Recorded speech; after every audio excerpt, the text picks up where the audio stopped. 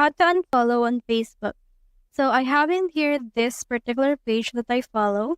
So if you want to unfollow them, you can click on this following and then click on this unfollow option. Then as you can see, I have unfollowed them. Alternatively, if you want to unfollow a person, you can head over and then go to their profile. Click on this friends option and then we can see this unfollow option in here as well. And then once you have done that, we will now be unfollowed to the person, and when you click on this friend sign here again, we have the option to follow them as well. So that's how you do it onto a real person as well as a page right here. If you want to do it onto a group that you're a part of, you can go to your groups, and then we have in here your groups that you manage, as well as manage posts, as well as other groups that we're a part of. So once you have joined to that group, you can click on this join and you can click on this unfollow group.